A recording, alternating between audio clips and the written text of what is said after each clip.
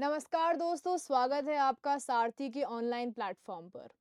हम current affairs की series continue कर रहे हैं। लास्ट क्लास में हमने देखा था इंडिया चाइना रिलेशंस के बारे में और हमने कई चीज़ें कवर करी थी कि चाइना का उदय कैसे हुआ और चाइना इतना पावरफुल कैसे हुआ, भारत से उसके प्राचीन काल में क्या संबंध थे, अब क्या संबंध है, बॉर्डर पे क्या मसला है भारत और चीन के बीच में और अब हाल ही में क्या डेवलपमेंट्स हुए हैं इंडिया चाइना रिलेशंस के बीच में, वो हमने देखा था। हमने ये भी देखा था कि चाइना किस तरह से जो है अपनी पैठ बढ़ा रहा है पूरी दुनिया में। हमने बीआरआई प्रोजेक्ट देखा था, बेल्ट एंड रोड इनिशिएटिव। और मैंने आपको बताया था कि चाइना का जो असली लक्ष्य है, जो असली उसके इरादे हैं बेल्ट एंड रोड इनिशिएटिव में, वो ये नहीं है कि वो दूसरे देशों को मदद करना चाहता है या फिर इंफ्रास्ट्रक्चर बनाना चाहता है। उसके असली इरादे, मंसूबे कुछ और हैं और उसके असली इरादे जो हैं वो उसको फॉरेन पॉलिसी सर्कल्स में कहते हैं डेट ट्रैप डिप्लोमेसी।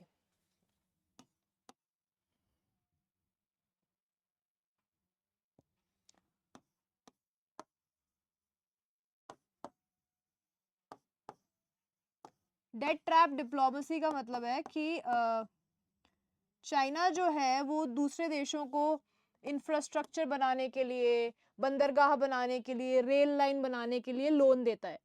और वो लोन, जो कि ये देश छोटे देश हैं, विकासशील देश हैं, तो इनको ये लोन की ज़रूरत होती है।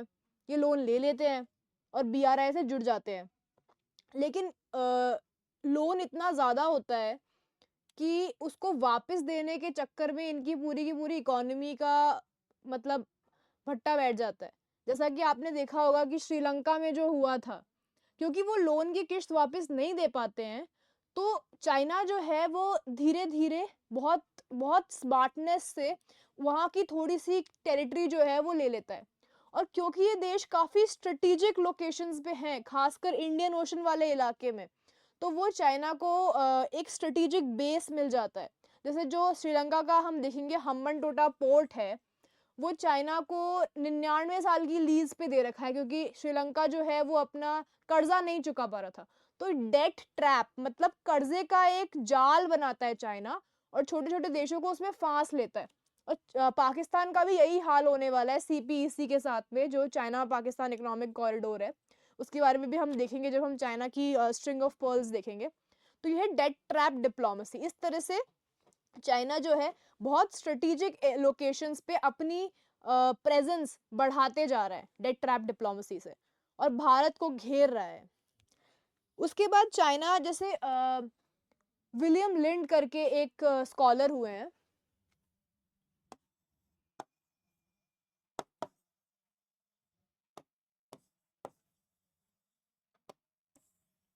उन्होंने एक अवधारणा प्रपोज करी है वॉर की, युद्ध की, कि किस तरह से युद्ध का जो स्ट्रक्चर है कि युद्ध क्या होता है, कैसे होता है, वो किस तरह से आज बदल रहा है। और आज जो समय है वो है फोर्थ जनरेशन वॉरफेयर का, कि पहले जो युद्ध होते थे जमीन पे होते थे, हथियारों से होते थे, सेनाएं लड़ती थी युद्ध क्षेत्र में आके, एटॉमिक बॉम्ब्स, न्यूक्लियर, इन सब से होते थे। लेकिन जो फोर्थ जनरेशन वॉरफेयर है, जैसा कि एनएसए अजीत डोभाल ने भी कहा था that civil society is the new frontier of war. तो वॉर का तरीका बदल रहा है जिसके अंदर पता नहीं पड़ रहा है कि सिविलियन कौन है और जो लड़ रहा है वो जो सैनिक है वो कौन है। फॉरेन पॉलिसी और डोमेस्टिक पॉलिसी के बीच का जो अंतर है वो सिमटता जा रहा है। तो ये है फोर्थ जनरेशन वॉरफेयर, जिसके कुछ नए तरीके हैं युद्ध के, जैसे साइकोलॉजिकल वॉरफेयर, कि आप इस तरह से एक डिसइंफॉर्मेशन कैंपेन चला रहे हैं कि मतलब नैरेटिव आप सेट कर रहे हैं इस तरह से ताकि आपके फेवर में लोगों के ओपिनियन बने। इंफॉर्मेशन वॉरफेयर कहते हैं इसको, या फिर साइकोलॉजिकल वॉरफेयर कहते हैं इसको। दैट्स टेक्नोलॉजिकल वॉरफेयर, कि आप टेक्नोलॉजी को इस्तेमाल करके युद्ध का एक हथियार बना रहे हैं, जैसे साइबर अटैक्स हो गए। अगर आपने अखबार में पढ़ा होगा तो कुछ टाइम पहले ही भारत की पावर ग्रिड्स पे अटैक हुआ था और ब्लैकआउट हो गया था, मतलब बिजली की ग्रिड्स पे, और चाइना का ऐसा हाथ कहा गया था इसके पीछे शायद था। तो इस तरह से दूसरे देशों के इंफ्रास्ट्रक्चर, जो क्रिटिकल इंफ्रास्ट्रक्चर है, वो कोलैप्स कर सकता है, उस देश की अर्थव्यवस्था कोलैप्स कर सकती है। तो ये भी एक तरह का वॉरफेयर है, साइबर वॉरफेयर। हैकिंग जो हो रही है, हो सकती है, साइबर अटैक्स हो सकते हैं, डेटा सिक्योरिटी कॉम्प्रोमाइज़ हो सकती है, तो ये भी एक तरह का युद्ध ही है। उसके अलावा बायोलॉजिकल वॉरफेयर भी होता है, जैसे कि जो कोविड वायरस था, उसपे काफ़ी थ्योरीज़ हैं कि वो मैन मेड था, मतलब वुहान की लैब से आया था या नेचुरली आया था या किस तरह से आया था, उसपे काफ़ी थ्योरीज़ हैं, उसमें हम नहीं जाएँगे। पर बायोलॉजिकल वॉरफेयर कि आप कोई ऐसी बीमारी क्रिएट कर दें, जो बहुत तेज़ी से दुनिया में फैल जाए और पूरे के पूरे देश जो है वो घुटने पे आ जाएँ और इंसान मतलब जान-माल की इतनी हानि हो, इतनी मौतें हो, ये भी एक तरह का युद्ध का एक तरीका है। उसके अलावा स्नूपिंग, जैसे कि आप पेगासस के बारे में आपने सुना होगा। स्नूपिंग का मतलब होता है जासूसी करना। आजकल इंटरनेट के माध्यम से ऐसे कुछ ऐसे सॉफ्टवेयर्स आ गए हैं जिससे आप दूसरे देश की सारे डेटा, सेंसिटिव डेटा जो है इकट्ठा कर सकते हैं। तो चाइनीज़ ऐप्स जो टिकटॉक वगैरह थी, वो इसीलिए बैन हुई थी क्योंकि उनमें डेटा सिक्योरिटी के प्रावधान नहीं थे और भारत का कुछ सेंसिटिव डेटा वो कलेक्ट कर रही थी अपने ऐप्स के माध्यम से, स्नूपिंग के माध्यम से। उसके अलावा एआई का इस्तेमाल आजकल हो रहा है वॉरफेयर के अंदर और एआई के इस्तेमाल से चीन जो है वो फाइटर रोबोट्स बना रहा है, मतलब ऐसे रोबोट्स जो युद्ध लड़ सकते हैं और वो एआई से ड्रिवन है। तो टेक्नोलॉजी में जब चाइना इतना ज़्यादा आगे होगा, तो दूसरे देश जो टेक्नोलॉजी के उस लेवल तक नहीं पहुँच पाए हैं, वो कैसे उससे मुकाबला कर पाएँगे? तो ये टेक्नोलॉजिकल वॉरफेयर है। उसके अलावा मैंने आपको बताया था सलामी स्लाइसिंग, कि किस तरह से चाइना छोटे-छोटे क्षेत्रों पर अपना कब्ज़ा जमाता है और कन्फ्यूजन क्रिएट करता है बॉर्डर्स पे, ताकि धीरे-धीरे, धीरे-धीरे दुश्मन का थोड़ा-थोड़ा एरिया वो कब्ज़ा सके, अपने अपने अंडर में ले सके। सलामी स्लाइसिंग, तो सलामी स्लाइसिंग जो है वो ग्रे ज़ोन वॉरफेयर के अंडर में आती है। ग्रे ज़ोन वॉरफेयर के कॉन्सेप्ट को हम समझेंगे।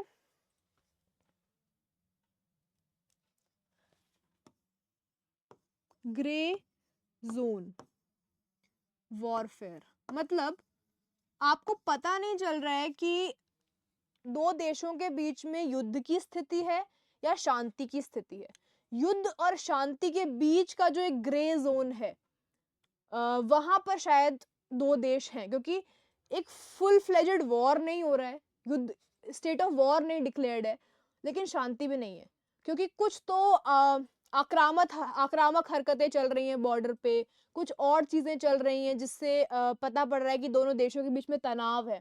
तो क्या-क्या टैक्टिक्स होती हैं ग्रे ज़ोन वॉरफेयर की, जो चाइना काफ़ी यूज़ करता है। जैसे कि मसल फ्लेक्सिंग, मतलब दिखाना, अपनी अपनी शक्ति का प्रदर्शन करना जाके। जैसे वो ताइवान की एयर स्पेस को कई बार वायलेट करता रहता है। तो ये दिखाने की, वो दिखाना चाहता है कि हाँ, ताइवान जो है वो चाइना का हिस्सा है। ताइवान पे भी हम आगे बात करेंगे। और जैसे साउथ चाइना सी के अंदर वो काफ़ी अग्रेसिव रहता है अक्सर। तो साउथ चाइना सी के एक बार का जो कॉन्फ्लिक्ट एक बार हम देख लेते हैं कि उसमें क्या इश्यूज़ हैं।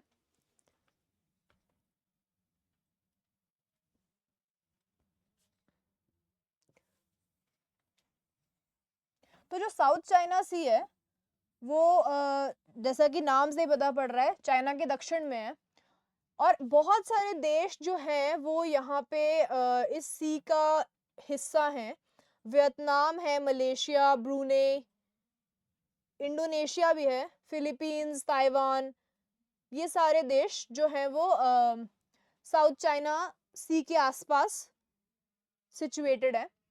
और यहाँ पे काफ़ी ज़्यादा विवाद है, क्योंकि इस सी के अंदर काफ़ी सारे आइलैंड्स हैं, जिन पे काफ़ी कॉन्फ्लिक्ट है। अलग-अलग देश अपना-अपना क्लेम करते हैं इन आइलैंड्स पे।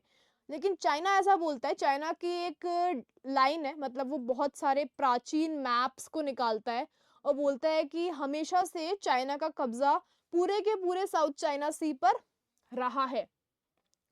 जैसा कि मैंने बताया था आपको कि वो चाइनीज़ सिविलाइज़ेशन का कॉन्सेप्ट, सैमुअल हंटिंगटन वाला, मतलब बार-बार हंटिंगटन की थीसिस जो है उसके उदाहरण हमें मिलते रहते हैं कि जो 9 डैश लाइन है, चाइना बोलता है कि एक लाइन है, ये आपको दिख रही होगी डैश वाली लाइन, ये 9 डैश लाइन, जिसमें ऑलमोस्ट पूरा ये समुद्र ही कवर कर रहा है। बोल रहे हैं कि 9 डैश लाइन तक जो है ये पूरा समंदर हमारा एक्सक्लूसिव इकोनॉमिक जोन है। एक्सक्लूसिव इकोनॉमिक जोन मतलब कि हमारे मतलब हमारे क्षेत्र में आता है, हमारी टेरिटरी में आता है ये पूरा इलाका। लेकिन परमानेंट कोर्ट ऑफ आर्बिट्रेशन ने 2016 में जो फैसला दिया था उसके हिसाब से ये कहा था कि साउथ चाइना सी पर सिर्फ चाइना का ही कब्जा नहीं है, दूसरे देश भी हैं। तो दूसरे देश के जो एक्सक्लूसिव इकोनॉमिक जोन्स हैं, जो मतलब हम लेंथ के हिसाब से अपन देखते हैं, नॉटिकल माइल्स के हिसाब से देखते हैं, वो जो है उनका भी यहाँ पे कुछ ना कुछ क्लेम बनता है साउथ चाइना सी पर चाइना ऐसा नहीं मानता। परमानेंट कोर्ट ऑफ आर्बिट्रेशन के फैसले को भी उसने खारिज कर दिया था और चाइना जो है वो साउथ चाइना सी में बार बार अपने जहाज भेजता रहता है और मसल फ्लेक्सिंग करता रहता है, जो मैंने बताया था कि अपनी शक्ति का प्रदर्शन करता रहता है वो। तो ये है साउथ चाइना सी का डिस्प्यूट। जैसे ये आइलैंड्स आपको दिख रहे हैं, पैरासिल आइलैंड्स, ये वियतनाम और चाइना के बीच में इनमें डिस्प्यूट है। स्पार्टले आइलैंड्स, इन आइलैंड्स में तो ऑलमोस्ट सारे ही जो देश हैं वो अपना अपना क्लेम ठोकते हैं। और स्कारबोरो शोल, ये भी ताइवान, चाइना और इन सब के बीच में डिस्प्यूटेड है। फिलीपींस और चाइना, स्कारबोरो शोल फिलीपींस और China, Paracel Islands China, Taiwan और वियतनाम, और Spratly Islands China, Taiwan, Vietnam, Philippines, Malaysia और ब्रूनेई, ये सारे देश हैं। तो ये साउथ चाइना सी का डिस्प्यूट हो गया। उसके अलावा चाइना जो है वो साउथ चाइना सी में काफी सारे आर्टिफिशियल आइलैंड्स भी बना रहा है ताकि उनके ऊपर भी वो अपना हक जता सके और कब्जा कर सके। एक और चीज जो है वो चाइना करता है इस पूरे इंडो पैसिफिक वाले इलाके में, और वो है IUU फिशिंग।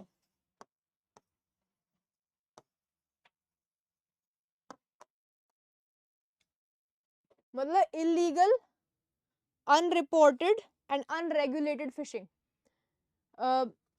अगर आपने सुना हो तो जो मछलियां हैं समुद्र में वो बहुत कम हो रही हैं, फिश स्टॉक्स बहुत कम हो रहे हैं ओवर फिशिंग की वजह से, क्योंकि हम सस्टेनेबली फिशिंग नहीं कर रहे हैं। इसलिए धीरे धीरे मछलियां समुद्र में जिस जिस जिस स्पीड से हम उन्हें जो उनका शिकार कर रहे हैं, उन्हें पकड़ रहे हैं, उस स्पीड से वापस जो है वो मछलियां पैदा नहीं हो पा रही है, रिप्लेनिश नहीं हो पा रही हैं।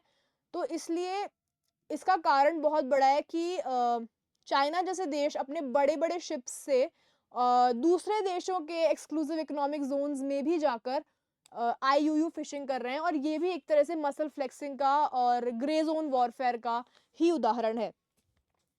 अब हम बात करते हैं कि स्ट्रेटेजिकली चाइना जो है वो किस तरह से भारत को हिंद महासागर में और हिंद प्रशांत में भी, इंडो पैसिफिक में भी किस तरह से घेर रहा है, जिसे वो कहता है string of pearls.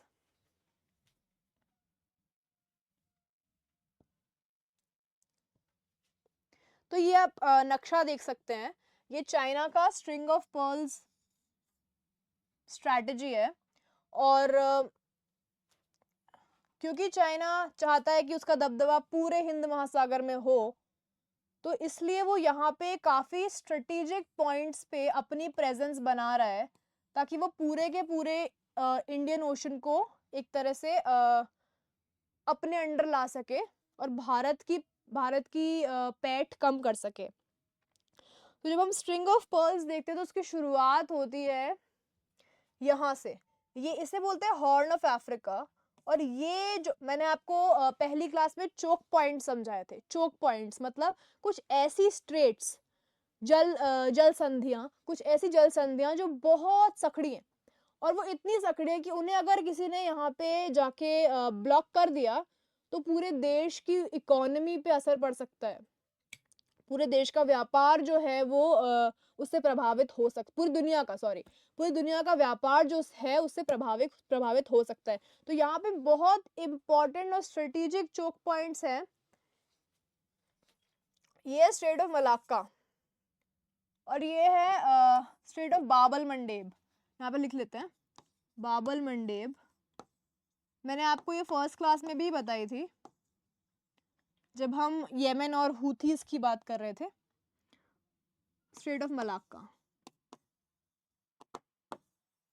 Straight of Malacca बहुत बहुत महत्वपूर्ण है, ये स्ट्रेट ऑफ मलाक्का है, क्योंकि ये हिंद महासागर को प्रशांत महासागर से जोड़ती है। यहाँ पर ये इंडोनेशिया और आई गेस मलेशिया के बीच में है ये। और ये इतनी इम्पोर्टेंट इसलिए है क्योंकि लगभग दुनिया का 60% ट्रैफिक जो है वो यहाँ से होके गुजरता है। और यूरोप को एशिया, ईस्ट एशिया से जोड़ने का जो है वो जापान, चाइना, ये पूरे क्षेत्र से जोड़ने का काम जो है वो स्ट्रेट ऑफ मलाक्का करती है। तो चाइना ने यहाँ पे अपनी प्रेजेंस जो है बना रखी है। बाबल मंडेब पे अपना प्रेजेंस बनाने के लिए चाइना का जिबूती में एक बेस है, अफ्रीकन देश है यहाँ पे छोटा सा जिबूती, यहाँ पे चाइना का बेस है। फिर यहाँ पे है ग्वादर पोर्ट पाकिस्तान में, यहाँ पे चाइना की प्रेजेंस है। फिर मालदीव्स में माराओ जो है, यहाँ पर भी चाइनीज प्रेजेंस है। ओमान के अंदर एक दुख्म पोर्ट है, दुख्म पोर्ट। उसके अलावा मालदीव्स के अंदर, मैंने बता दिया आपको, मालदीव्स के अंदर काफी ज्यादा चाइना जो निवेश कर रही है, चाइना निवेश कर रहा है टूरिज्म के अंदर, आर्टिफिशियल आइलैंड्स वगैरह के अंदर भी निवेश कर रहा है। और मालदीव्स ने आपने सुना होगा, पहले मालदीव्स भारत का बहुत अच्छा एलाय दोस्त हुआ करता था, और वहाँ के जो लीडर थे वो पहले हमेशा भारत आते थे, ऐसा उनका रिवाज था। लेकिन जब से मुइज़ू आए हैं, उनका पूरा कैंपेन ही इंडिया आउट पे था कि इंडिया जो है वो काफ़ी ज़्यादा भारत की सेना हमारे देश में हस्तक्षेप कर रही है और इंडिया आउट होना चाहिए, यही उनका पूरा कैंपेन था। तो तब से फिर चाइना से उनकी जो है वो नज़दीकियाँ काफ़ी बढ़ी हैं, और उन्होंने ये रिवाज तोड़ा और पहले जाके चाइनीज़ प्रीमियर से वो मुइज़ू जो है वो मिले हैं। तो मालदीव्स बहुत बहुत इम्पॉर्टेंट है, क्योंकि ये भी एक बहुत स्ट्रेटेजिक पॉइंट है इंडियन ओशन में, इक्वेटर पे है ये मालदीव्स, और ट्रेड के लिहाज से और हर चीज़ के लिहाज से मालदीव्स बहुत स्ट्रेटेजिक है। इसलिए मालदीव्स जो है, मालदीव्स को पता है कि वो क्यों इतना इम्पोर्टेंट है, इसलिए वो दोनों तरफ से खेल रहा है। मालदीव्स भारत और चाइना दोनों तरफ से खेल रहा है। हम्बन टोटा का मैंने आपको बताया, श्रीलंका में जो हालात हुए हाल ही में, पूरी उनकी इकोनॉमी कोलैप्स हो गई थी और सारी जनता जो है वो उनके जो पैलेस था, जो उनका मतलब official, not palace, official residence था जो वहाँ के लीडर का, वहाँ पे सब पूरी जनता चली गई थी। और जो पूरा हंगामा हमको देखने को मिला श्रीलंका के अंदर, वो सब एक तरह से चाइना का ही किया धरा था। 99 ईयर्स की लीज पे हम्बन टोटा पोर्ट, चिट्टागोंग, बांग्लादेश।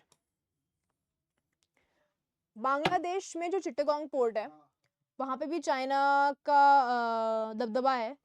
और क्योंकि बांग्लादेश में जिस तरह के हालात हुए हैं और जो तख्ता पलट वहाँ पे हुआ, उसके बाद चाइना और बांग्लादेश की दूरियां बढ़ेंगी ही, मतलब घटेंगी नहीं, बढ़ेंगी ही। उसके अलावा एक और जगह है, यहाँ पे मार्ग नहीं है, म्यांमार के अंदर एक जगह है कोको आइलैंड। कोको आइलैंड जो भारत का हिस्सा हो सकती थी, लेकिन आज़ादी के बाद कुछ ऐसी गलतियां हुई। म्यांमार के पास कोको आइलैंड है। कोको आइलैंड अंडमान से बहुत पास है, बहुत पास है। और कोको आइलैंड पे चाइना का प्रेजेंस है तो म्यांमार का क्षेत्रीय, लेकिन चाइना का प्रेजेंस है। और बहुत बड़ा खतरा जो है वो भारतीय टेरिटरी पे कोको आइलैंड से चाइना की तरफ से आता है, क्योंकि वो अंडमान से बहुत पास है। तो ये हो गया स्ट्रिंग ऑफ पर्ल्स। तो इस तरह से ना ज्योग्राफी को समझना बहुत मुश्किल है और बहुत बहुत ज़रूरी है, क्योंकि नेपोलियन ने कहा था कि to know a nation's geography is to know its foreign policy. अगर आप ज्योग्राफी समझ जाओगे ना, तो आप फॉरेन पॉलिसी भी समझ जाओगे। इसलिए जियो पॉलिटिक्स कहते हैं। जियो क्या है पॉलिटिक्स के अंदर, मतलब जियो मीन्स ज्योग्राफी, राइट। तो ये ज्योग्राफी को समझ रहा है चाइना, और इसी को काउंटर करने के लिए इंडिया की भी एक स्ट्रैटेजी है जिसे कहते हैं नेकलेस ऑफ डायमंड्स, या फिर डबल फिश हुक स्ट्रैटेजी भी कहते हैं उसको। तो पहले हम समझ लेते हैं कि जैसे चाइना ने हमें घेरा, एनसर्कलमेंट किया, तो what is India's plan of counter encirclement? Double fish hook या फिर नेकलेस ऑफ डायमंड्स।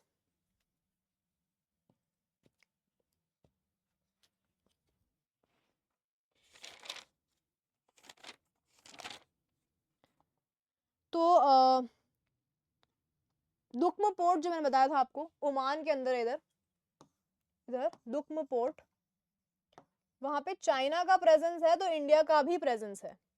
उसके अलावा पाकिस्तान में ग्वादर में अगर चाइना है, तो इधर ईरान के अंदर बिल्कुल पास, ग्वादर के जस्ट पास चाबहार, काफी न्यूज में रहता है ये हर वक्त, चाबहार में भारत, यहाँ पर भारत का बेस है। उसके अलावा straight of Hormuz, Persian gulf में आपको बता दिया कि किस तरह से, हम वर्ल्ड मैप में देख लेते हैं इसको।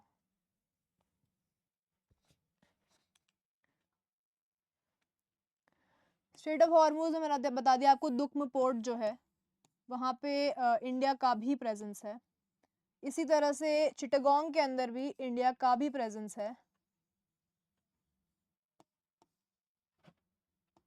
उसके अलावा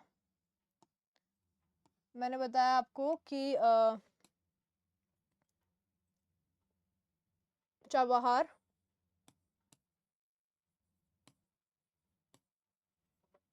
ठीक है। यहाँ पर सिंगापुर के अंदर, सिंगापुर यहाँ पे यहीं पे कहीं पे होगा, सिंगापुर छोटा सा देश है, दिख नहीं रहा है यहाँ पे। सिंगापुर में इंडिया है। सिंगापुर में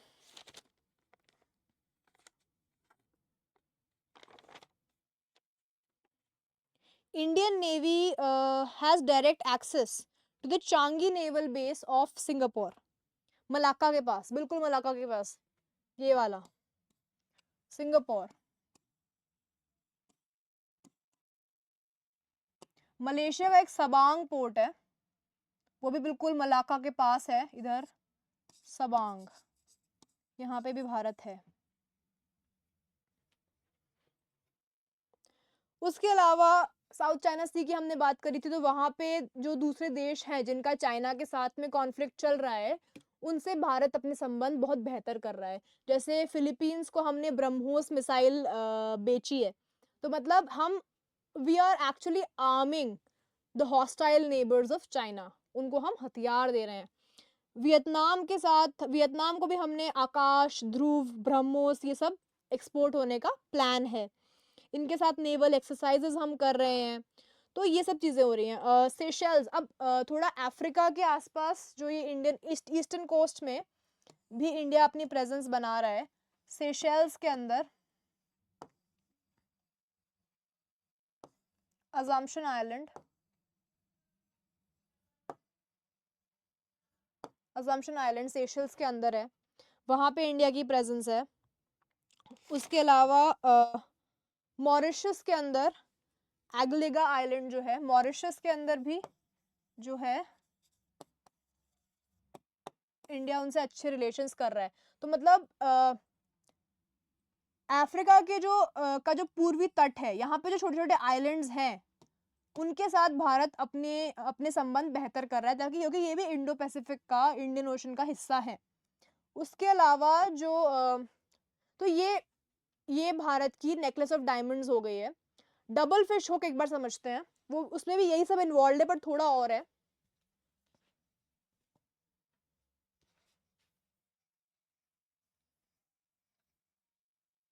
डबल फिश हुक मतलब फिश हुक ऐसे होता है, ऐसा। तो इंडिया जो है वो एक डबल फिश हुक बना रहा है।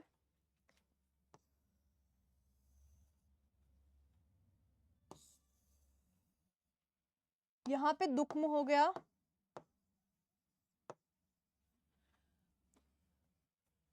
यहाँ पे एक फ्रेंच टेरिटरी है, रियूनियन आइलैंड, क्योंकि इधर मालदीव वगैरह के आसपास जो है वो रियूनियन आइलैंड फ्रेंच टेरिटरी है। फिर यहाँ पे मॉरिशस इधर है, मॉरिशस थोड़ा नीचे है। फिर यहाँ पे है डिएगो गार्शिया। आप लिखते जाइए इनको, ये इम्पोर्टेंट है। डिएगो गार्शिया, ये अमेरिकन बेस है, चागोज चागोज आइलैंड्स में आता है ये। उसके अलावा सबांग मैंने बताया था आपको, सबांग। और लास्ट में हमारे पास है ऑस्ट्रेलिया भी यहाँ पे, मतलब थोड़ा सा हुक को बड़ा बना दीजिए तो ऑस्ट्रेलिया भी यहाँ पे आ जाएगा। ऑस्ट्रेलिया का आइलैंड है कोकोस, कंफ्यूज मत होइएगा। जो म्यांमार का आइलैंड है, जो चाइना चाइना ने जिसमें इन्फ्लुएंस किया हुआ है, वो कोको आइलैंड है। और ये जो इंडिया जहाँ पे अपनी पैठ बना रहा है, वो कोकोस आइलैंड है, जो ऑस्ट्रेलिया का हिस्सा है। और फिर इधर एंड में तो अपने यहाँ पे अंडमान भी जो है वो पार्ट है डबल फिश हुक का। मतलब ये हुक को आप यहाँ से ले लीजिए इस तरह से। थोड़ा सा मेस हो गया है, लेकिन आई होप आपको समझ में आ गया हो। उसके अलावा हमने डबल फिश हुक स्ट्रैटेजी समझ ली। अब हम समझते हैं कि किस तरह से और चीजें हो रही हैं। चाइना को काउंटर करने के लिए भारत और क्या क्या कर रहा है। तो फिपिक कंट्रीज जो हैं, फिपिक मतलब forum for Indo Pacific countries,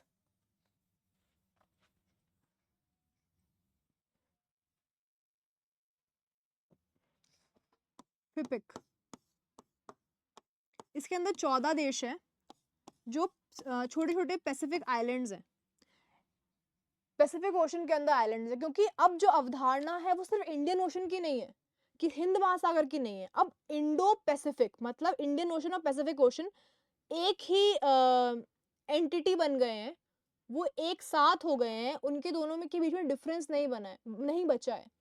क्योंकि अगर आप पैसिफिक को देखेंगे तो वो यूएस से भी बॉर्डर लगता है उसका, और पैसिफिक चाइना से भी बॉर्डर लगता है उसका, और इंडियन ओशन भी वही है। तो इंडो पैसिफिक जो है एक काफी बड़ी व्यापक अवधारणा बन के उभरी है, खासकर 21वीं सदी में।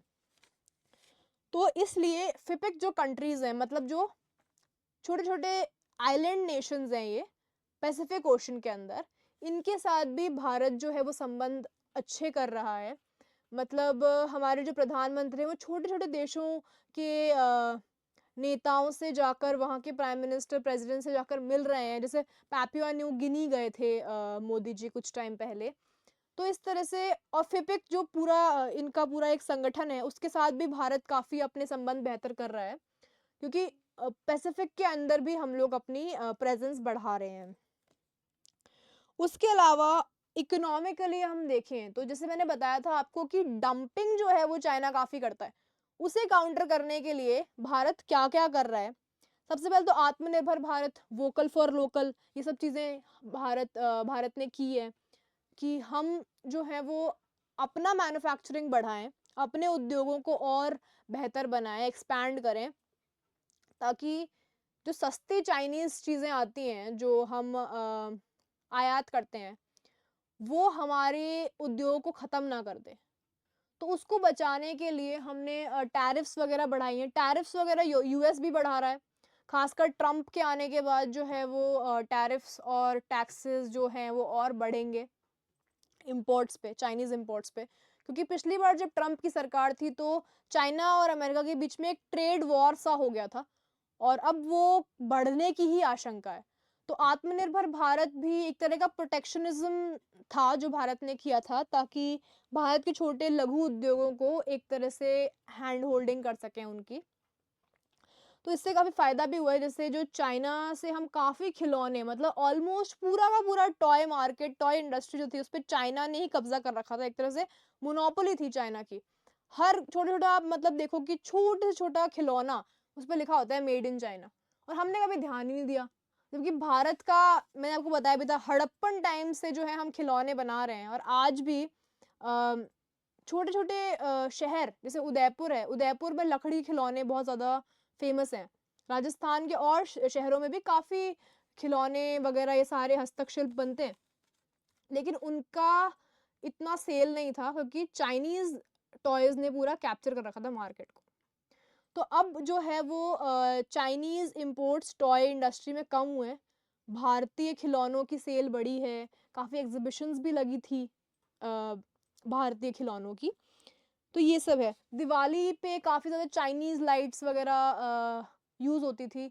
अब जो है भारत की कंपनियाँ भी बोल रही हैं कि दिए वालों से दिए खरीदो, लोकल लोगों को सपोर्ट करो, वोकल फॉर लोकल, और ये सब चीज़ें भारत ने करी, आपको याद ही होगा। उसके अलावा जैसे मैंने आपको बताया था कि क्रिटिकल सेक्टर्स जो चाइना ने कैप्चर कर रखे थे, सेमीकंडक्टर इंडस्ट्री, उसके अंदर हमें चाइना पे ही हम पूरी तरह से आश्रित थे। तो धीरे-धीरे सेमीकंडक्टर फाउंड्री जो है वो भारत ने एस्टैब्लिश करी है पहली, तो वो हो रहा है। उसके अलावा जैसे इकोनॉमिक सर्वे जो इस साल का आया था, उसमें ये साफ कहा गया था कि भले ही आत्मनिर्भर भारत काफ़ी टाइम से चल रहा है, लेकिन चाइनीज़ इन्वेस्टमेंट की को एक्सपैंड करना भी ज़रूरी है। हम ऐसा करना चाहते हैं कि चाइनीज़ इन्वेस्टमेंट, चाइना की तरफ से जो निवेश आता है, वो भारतीय उद्योगों में आए। तो सिर्फ नेगेटिव नहीं है, एक बैलेंस करने का, संतुलन बनाने की एक चेष्टा है, जैसा कि इकोनॉमिक सर्वे ने कहा। और वैसे भी भले ही आत्मनिर्भर भारत वगैरह हुआ हो, लेकिन ट्रेड डेफिसिट तो चाइना के साथ भारत का है। मतलब ट्रेड डेफिसिट का मतलब हुआ कि जितना चाइना हमें एक्सपोर्ट करता है और जितना हम उसे एक्सपोर्ट करते हैं, उसके बीच का जो उसके बीच की जो दूरी है, वो सबसे ज़्यादा है। किसी भी दूसरे देश की तुलना में सबसे ज़्यादा ट्रेड डेफिसिट भारत का चाइना से है आज भी। तो उस चीज़ पे हमें और काम करने की ज़रूरत है। पर बिल्कुल ही प्रोटेक्शनिज़्म भी नहीं होना चाहिए कि मतलब हम बिल्कुल भी इम्पोर्ट अलाउ नहीं कर रहे हैं या फिर बिल्कुल भी निवेश नहीं अलाउ कर रहे हैं। वो भी ज़रूरी है भारतीय अर्थव्यवस्था के विकास के लिए, उसकी वृद्धि के लिए। तो एक संतुलन बनाने की ज़रूरत है। उसके अलावा स्ट्रैटेजिकली मैंने आपको समझा दिया, necklace of pearls, double fish hook और क्वाड क्वाड क्वाड काफ़ी इम्पोर्टेंट है।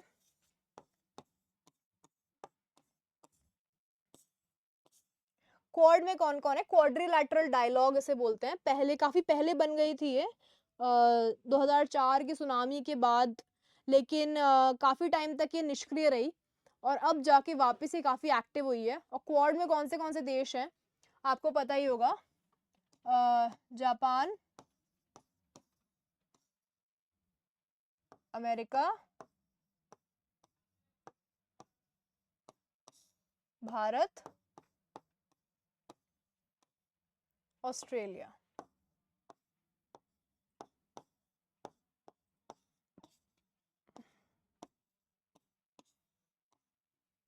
तो ये सारे देश हैं, ये सारे के सारे इंडियन ओशन, इंडो पैसिफिक के देश हैं। और क्वाड को माना जाता है कि जो चाइना का जो आक्रामक व्यवहार है पूरे इंडो पैसिफिक में, उसको चुनौती देने के लिए, उसको काउंटर करने के लिए जो है वो क्वाड बनाया गया था। और चाइना जो है वो क्वाड पे काफ़ी सवाल भी उठाता रहता है कि हमको आप जो है वो घेरने की कोशिश कर रहे हो और चाइना के खिलाफ सब लोग इकट्ठे हो रहे हैं, जैसे बोलते हैं हम गैंग अप कर रहे हैं चाइना के खिलाफ सब लोग। तो ये है quad.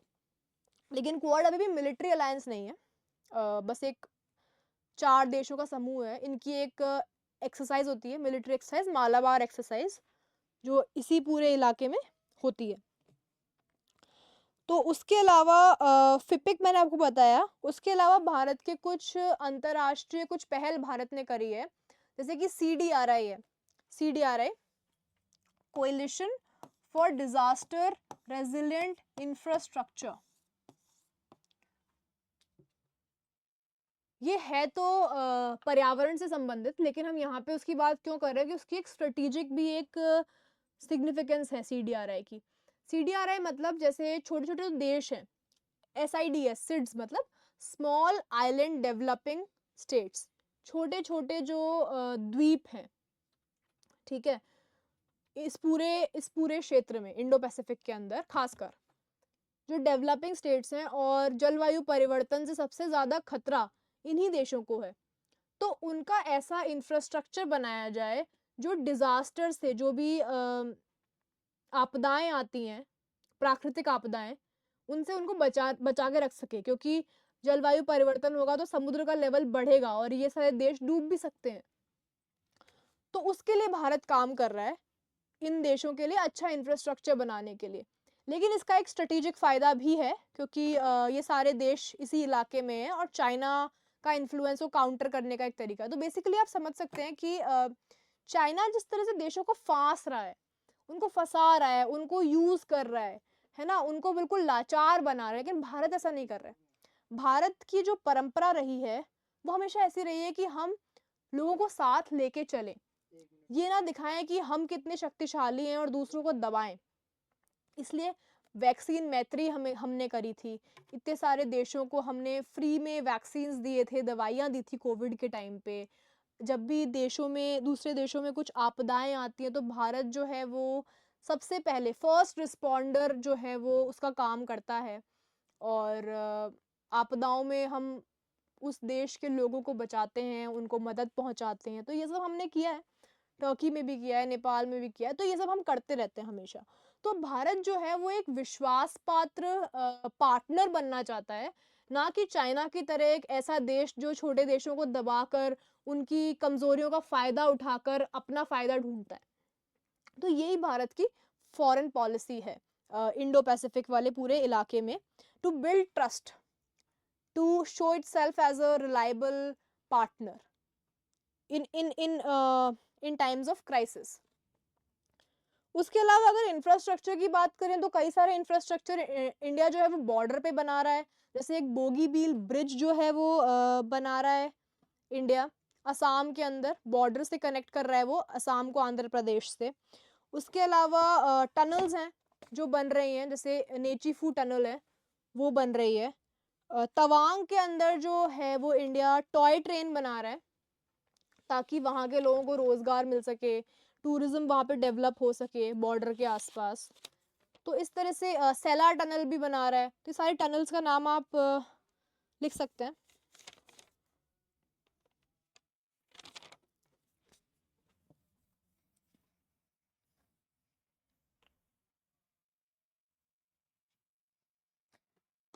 Nechiphu tunnel,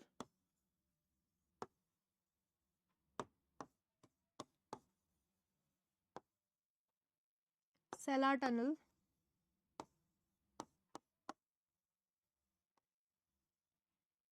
Bogibeel bridge,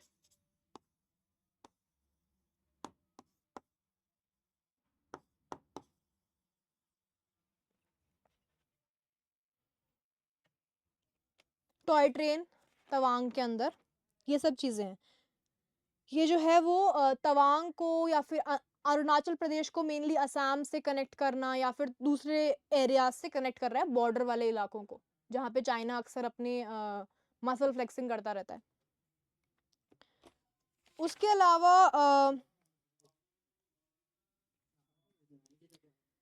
अलावा दंतक करके प्रोजेक्ट है बॉर्डर रोड ऑर्गेनाइजेशन का, जो बॉर्डर्स पे सड़कें बनाती है। और दंतक प्रोजेक्ट जो है वो भूटान के अंदर काफी सारी सड़कें दंतक प्रोजेक्ट के अंडर में बीआरओ ने बनाई है। तो इंफ्रास्ट्रक्चर, अगर इंटरनेशनली हम इंफ्रास्ट्रक्चर की बात करें तो एक है कालादान मल्टी मॉडल प्रोजेक्ट।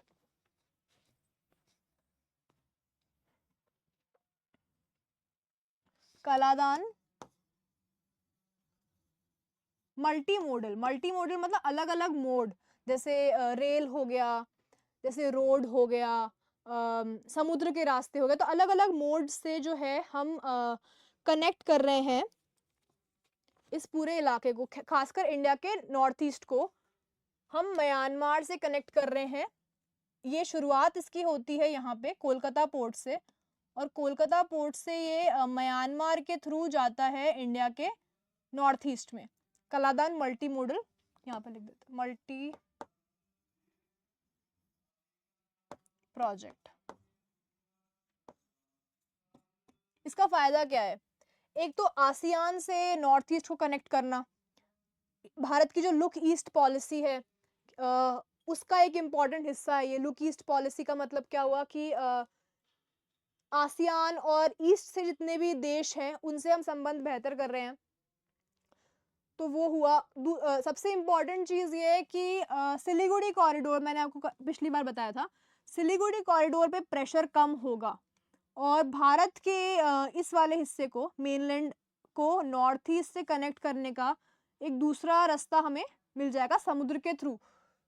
तो इन केस यहाँ पे कुछ इशू हुआ तो भारत से नॉर्थ ईस्ट पूरी तरह से कट नहीं जाएगा, क्योंकि बस एक सिलीगुड़ी कॉरिडोर को अगर किसी ने मतलब उस पर ब्लॉक कर लिया या कुछ भी कर लिया तो भारत को नॉर्थ ईस्ट से काटना एक तरह से आसान है किसी दूसरे देश के लिए। तो उसके लिए एक दूसरा रूट जो है वो कलादान मल्टी मॉडल प्रोजेक्ट के थ्रू आया है। और इस प्रोजेक्ट में क्या क्या डिटेल्स हैं ये हम देखते हैं। कोलकाता पोर्ट से लेके सितवे तक ये जाता है। यहाँ पे म्यांमार में एक सितवे पोर्ट है, सितवे, और फिर वहां से जो कलादान नदी है, नदी के रास्ते वो इंडिया के नॉर्थ ईस्ट में मिजोरम के अंदर कनेक्ट करता है। तो कोलकाता से सितवे का जो डिस्टेंस है वो भी कम होगा और स्ट्रेटेजिक रीजन से ये काफ़ी इम्पोर्टेंट है। उसके अलावा इंटरनेशनली जैसा कि BRI है, बेल्ट एंड रोड, वैसा ही G7 कंट्रीज, जो G7 countries mainly western countries हैं उसके अंदर, और USA का ही ये पूरा प्रोजेक्ट था। तो G7 कंट्रीज के अंडर में एक प्रोजेक्ट है बिल्ड बैक बेटर वर्ल्ड।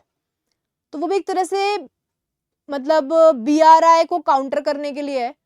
उसमें भी यही चीज़ें हैं कि देशों में हम इन्वेस्ट करेंगे, इंफ्रास्ट्रक्चर बनाएंगे, रोड बनाएंगे, रेलवे बनाएंगे, गैस पाइपलाइन बनाएंगे।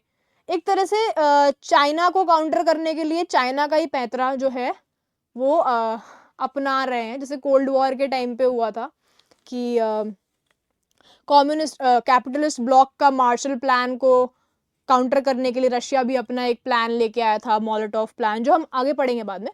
तो उस तरह से बिल्ड बैक बेटर वर्ल्ड है।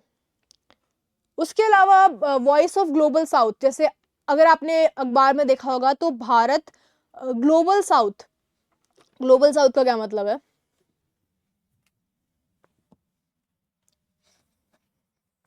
ये सब मिटा देते हैं। ग्लोबल साउथ नाम से पता पड़ रहा है पूरी दुनिया का जो साउथ है, जो दक्षिणी हिस्सा है, मतलब ये लाइन अगर यहां से गुजर रही है,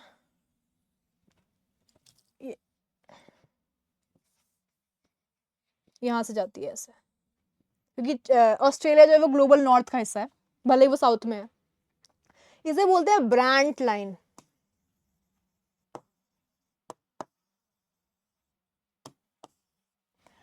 तो मतलब एक थिंकर थे ब्रांट, उन्होंने ये अवधारणा दुनिया के सामने लाई थी और उन्होंने बताया कि जो ग्लोबल नॉर्थ है, ये सारे जो देश हैं वो विकसित देश हैं, अमीर देश हैं, और जो साउथ के देश हैं, ग्लोबल साउथ, इसमें साउथ एशिया आ गया, उसके अंदर अफ्रीका आ गया, साउथ अमेरिका आ गया, ऑस्ट्रेलिया को हटा दीजिए, ये सारे देश जो हैं ये विकासशील देश हैं और ये रिलेटिवली गरीब देश हैं।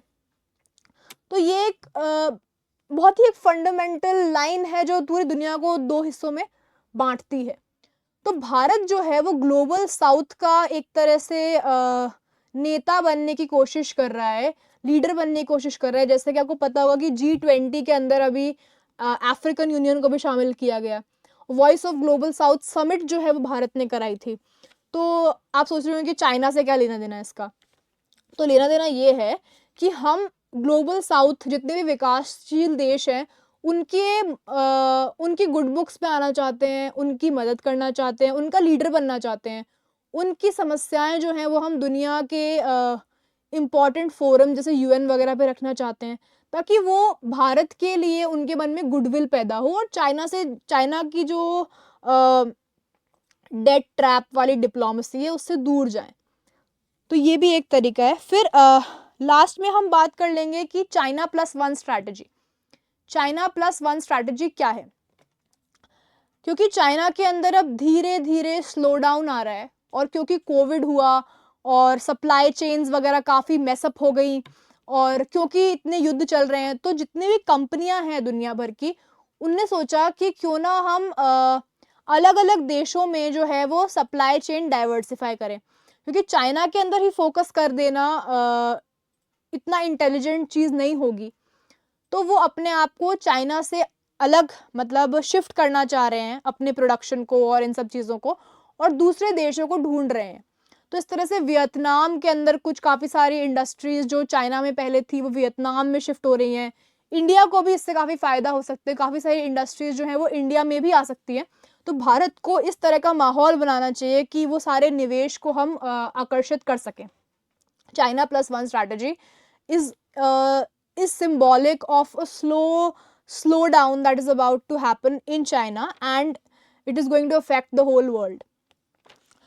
लास्ट में हम ताइवान की बात कर रहे थे, तो ताइवान का इशू ये है कि चाइना ताइवान को, इधर है चाइना के इधर एक आइलैंड है ताइवान, इधर ही। तो चाइना ताइवान को अपना हिस्सा समझता है, और वन चाइना पॉलिसी जो चाइना की है कि चाइना एक ही है और ताइवान उससे अलग नहीं है, पर ताइवान जो है वो अपने आप को अलग देश समझता है।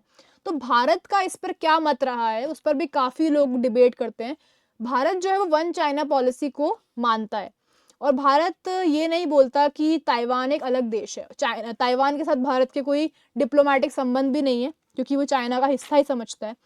तो बहुत सारे जो थिंकर्स हैं वो ये कहते हैं कि भारत को वन चाइना पॉलिसी छोड़ देनी चाहिए। क्यों? क्योंकि जो चाइना है वो पाकिस्तान के अंदर BRI के अंडर में बना रहा है चाइना पाकिस्तान इकोनॉमिक कॉरिडोर। एक कॉरिडोर है, इंफ्रास्ट्रक्चरल कॉरिडोर है, जो POK से होकर गुजरता है, जो कि भारत की टेरिटरी है। तो अगर चाइना कश्मीर को भारत का हिस्सा मानने के लिए तैयार नहीं है, तो इंडिया को भी वन चाइना पॉलिसी छोड़ देनी चाहिए और अपना ताइवान को रिकग्निशन देना चाहिए, तिब्बत कार्ड प्ले करना चाहिए, तिब्बत को भी इम्पोर्टेंस देनी चाहिए। ये सब जो है वो काफ़ी डिबेट्स चलते रहते हैं इंटरनेशनल सर्कल्स के अंदर, कि अगर चाइना जो है वो POK से रोड बना सकता है और भारत की संप्रभुता का आदर नहीं करता, तो भारत क्यों करे। इस पर काफ़ी डिबेट्स है। तो ये सब बातें हमने कर ली कि चाइना की चुनौती को कैसे टैकल कर रही है पूरी दुनिया।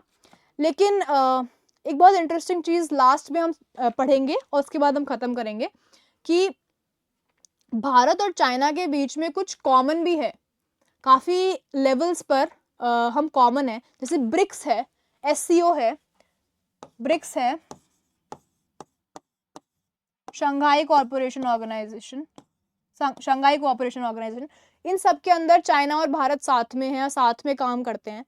China and India together can counter western hegemony, क्योंकि मैंने आपको बताया था कि वेस्ट जो है वो अपनी हर आइडिया को यूनिवर्सलाइज करना चाहता है, कि जो हम मानते हैं वही दुनिया को मानना पड़ेगा। जैसा कई सारे वो इंडेक्स रिलीज करते रहते हैं, डेमोक्रेसी इंडेक्स, ये इंडेक्स, वो इंडेक्स, फिर फ्रीडम ऑफ रिलीजन इंडेक्स, उसमें जो मर्जी आए वो रैंकिंग दे देते हैं भारत को या फिर दूसरे देशों को। तो वो जो ये एक एटीट्यूड है कि मतलब मॉरल हाई ग्राउंड वाला एटीट्यूड जो अमेरिका अक्सर लेता है, उसको काउंटर इंडिया और चाइना, रशिया, ये सब SCO, ब्रिक्स और इन सारे फोरम से मिलके करते हैं। और जैसा कि दुनिया का जो फाइनेंशियल सिस्टम है उसके अंदर IMF है, वर्ल्ड बैंक है, इसमें भी जो दूसरे देश है जो नॉन वेस्ट है उनके साथ काफ़ी भेदभाव होता है जब ये लोग लोन्स वगैरह देते हैं उसके अंदर, IMF और इन सब के अंदर। तो इस तरह से भारत, चाइना ये सब मिलके इन सारे फोरम के थ्रू अलग अलग बैंक्स डेवलप कर रहे हैं ताकि डेवलपिंग विकासशील देशों को हम कर्जा दे सकें, लोन दे सकें। जैसा कि न्यू डेवलपमेंट बैंक हो गया, एशियन डेवलपमेंट बैंक हो गया, ये सब मिलकर हम बना रहे हैं क्योंकि वेस्टर्न फाइनेंशियल सिस्टम को चैलेंज कर रहे हैं। फॉर एग्जांपल स्विफ्ट ही हो गया, स्विफ्ट जिसके थ्रू ज़्यादातर लेन देन होता था पूरी दुनिया में, पूरे विश्व का व्यापार चलता था। और क्योंकि रशिया यूक्रेन वॉर हुआ तो रशियन सैंक्शंस, अमेरिकन सैंक्शंस की वजह से अब रशिया स्विफ्ट को यूज़ नहीं कर सकता। तो उसका एक ऑल्टरनेटिव जो है वो भारत, चाइना, रशिया मिलकर बना सकते हैं। दूसरी बात हो गई क्लाइमेट जस्टिस की बात, कि जितने भी ये विकसित देश हैं, क्योंकि ऐतिहासिक रूप से क्लाइमेट चेंज के लिए वो जिम्मेदार हैं, तो उनकी एक ड्यूटी बनती है, उनकी जिम्मेदारी बनती है कि वो दूसरे देशों को क्लाइमेट फाइनेंस दे, पैसा दे क्लाइमेट चेंज से लड़ने के लिए। तो भारत और चाइना मिलकर क्लाइमेट फाइनेंस के लिए आवाज़ उठा सकते हैं वेस्ट से। UNSC, United nation security council के रिफॉर्म्स के लिए मिलकर आवाज़ उठा सकते हैं।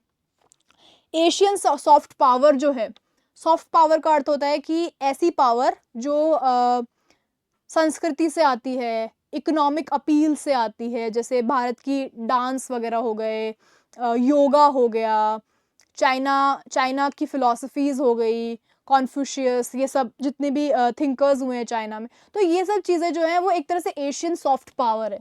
तो इंडिया और चाइना जो है वो मिलके एशियन सॉफ्ट पावर पे काम कर सकते हैं। और जैसा कि मैंने आपको शुरू में बताया था, एशियन सेंचुरी जो है वो तभी आएगी जब मिलकर काम किया जाए। पर ये सब चीज़ें हैं, लेकिन फिर भी हमें चाइना से काफ़ी ज़्यादा संभल कर रहना ज़रूरी है, भले ही समझौते हो रहे हैं, संबंध बेहतर हो रहे हैं, क्योंकि जैसा कि कहावत है कि एक गुफा में 2 शेर नहीं रह सकते। आई होप आपको इंडिया चाइना रिलेशन अच्छे समझ में आए होंगे, और आप जब और न्यूज़पेपर्स पढ़ेंगे तो आपको एक पर्सपेक्टिव मिल जाएगा। Thank you.